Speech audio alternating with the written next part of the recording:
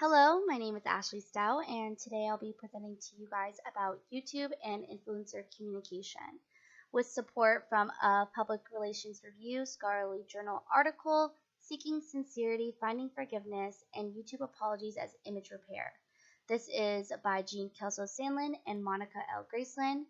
Jean Kelso-Sandlin was awarded first place for best practices in teaching with tools and technologies by the Association for Education in Journalism and Mass Communication.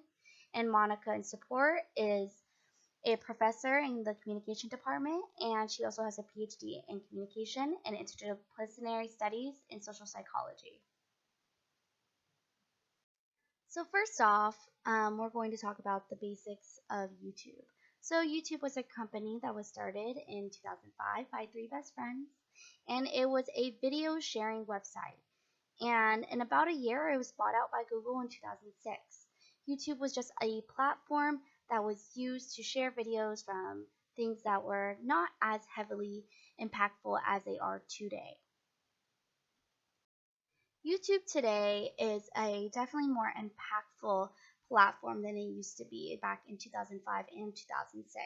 Today in 2019 on the YouTube website, the mission is stated that it is to give everyone a voice and show them the world.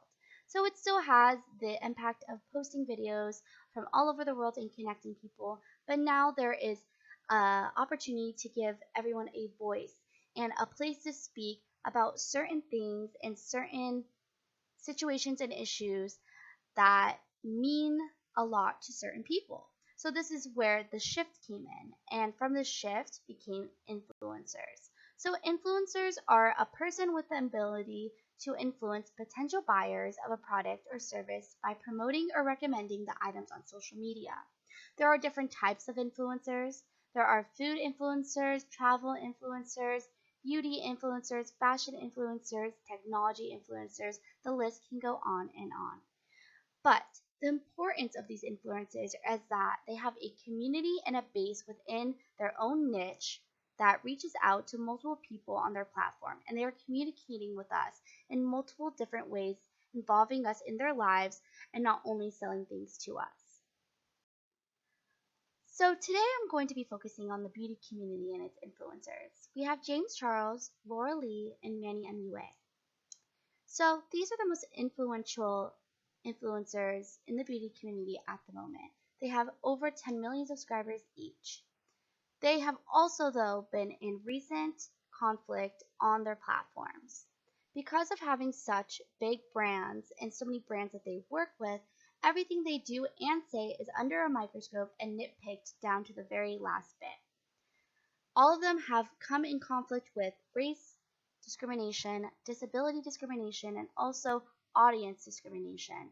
So with this, they have had a loss in subscriptions, their comments in their communication with their audience has been ruined, and they have to make a public apology to their audience in their communication. We see these influencers as friends because we are so involved in their daily lives and what they do, and they take our comments into consideration when making their videos. So communication is constantly happening. It can be seen as interpersonal when you're talking directly to them in the comments and they reply to you.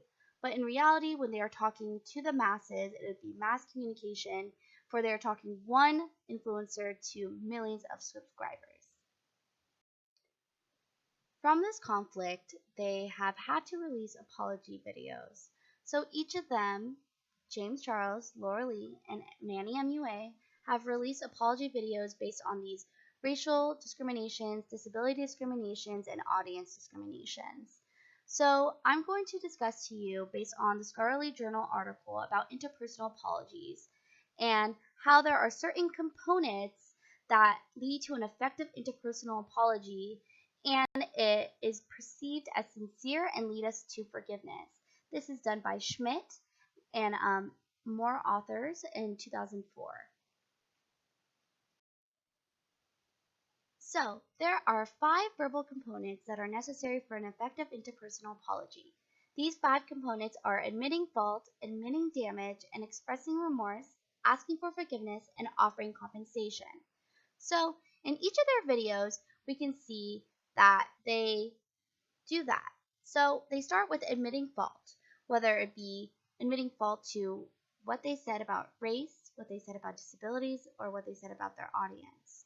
And then they go on to admitting the damage. The damage is obviously to their brand, to the brands they work for, and also to the brand of the community, and the loss of subscriptions and the loss of um, people that connect with them on a more personal level.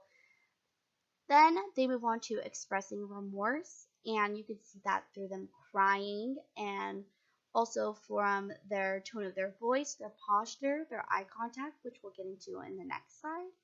Then they ask for forgiveness from their audiences, basically telling them that they want to be better people. They ask the audience to communicate with them back on how to change and how to be better. And from that, we feel like they are being more sincere and we're more giving to giving them our subscription back and our views back. Lastly, offer compensation. So they don't directly offer compensation throughout their videos. They all have discount codes that are very important to them because they get a kickback from it. But technically, we are still spending our money. When it comes to offering compensation, we don't really get much back from the influencers because at the end of the day, we still have to spend our money. Lastly, we have our non-verbal communication cues. So there are many different types of cues, and these give us the more intense apologies, and it's really better to repair the damage that was caused by a transgression. And that is said by Roche and Kaiser in 2013. So these are hand gestures, facial gestures, tone of voice, posture, and eye contact. Throughout each of their videos, you can see that they use hand gestures by touching their face and shaking their hands at the camera and expressing their emotion through their hand gestures.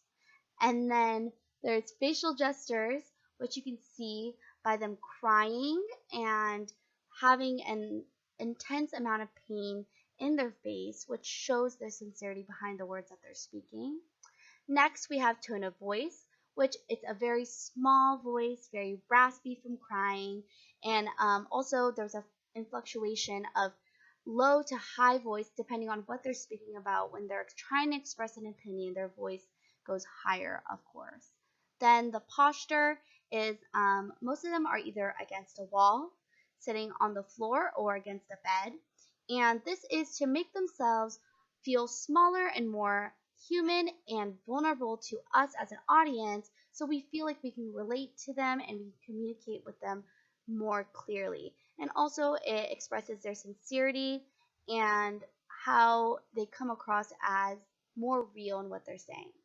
Lastly, there's eye contact. They make direct eye contact throughout their videos with the audience to make us know that they are sad, and you can see in their own eyes that they are hurt. And the only thing is that with James Charles and Laura Lee's videos, there were times where they were not directly looking at the camera and they failed to do that. And because of that, it leads us to believe that they do not care and shows a dissincerity in their apology videos.